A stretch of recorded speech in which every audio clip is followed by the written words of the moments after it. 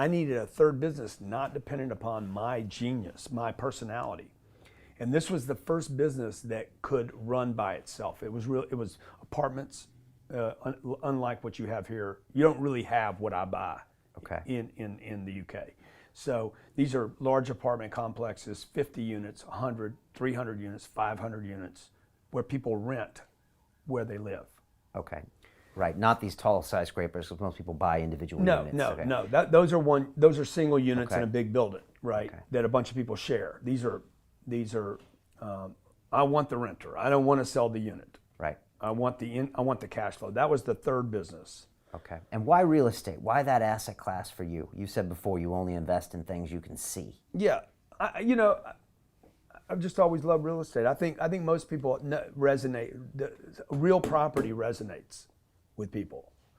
Unfortunately, most people just buy the wrong kind of real estate. Again, it's a selfish decision to have a home. Okay. Most people shouldn't buy a home. No one should buy a home. Interesting. Which is the opposite of the American Homes dream. were not built for people. Homes were built for banks. The bank created that product to sell money. You can't just loan people money. You need a product in between. Like when people start really understanding what I'm telling them, they're like, wait, what did he just say? The bank can't lend money for just money. Like you need a reason to borrow money. Oh, you're starting a business. That's a reason, but it's really risky for the bank. What if a bunch of bankers sitting around drinking bourbon? Dude, we need to lend more money. We got to lend money out, man. That's how we make money. We get people to give us $1. We lend it out 9 times. I read that book when I was a kid, man, when I was 16 years old. So we lend it out 9 times. We need something to lend the money on. So back in the 50s, they're like, everybody should have a home. They grinned.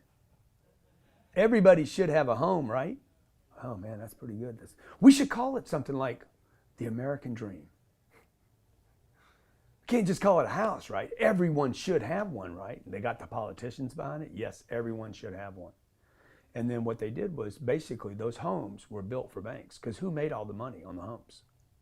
Wasn't even the builder. Certainly wasn't the homeowner. It was always the banks. Colleges was another scheme by the bank. Okay. Everyone should have a proper education, but they don't have the money for it. But they should have it. And as they offered debt, as they offered free loans to college students and families, those tuitions went up. Right. So we've been sold a big old fat lie. Totally. And what do people say when you tell them that? You're crushing everything they've been told their whole life. They're like, no, Grant, that's not true. I want to own my own home. Most people are going to write me after this interview and say, can you explain that again? Shouldn't I own my own home? No, you should never own one door. Right. And you had a horrible experience with your first single-family home buy. Boy, you done. Man, nobody's done the research as well as you. No one. You've been hanging out with the wrong people, Grant. Probably.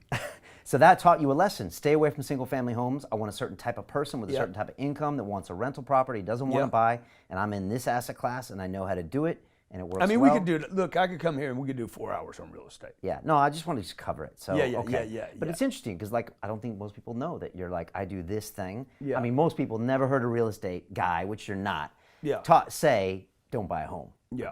I mean, that's a fascinating statement right there.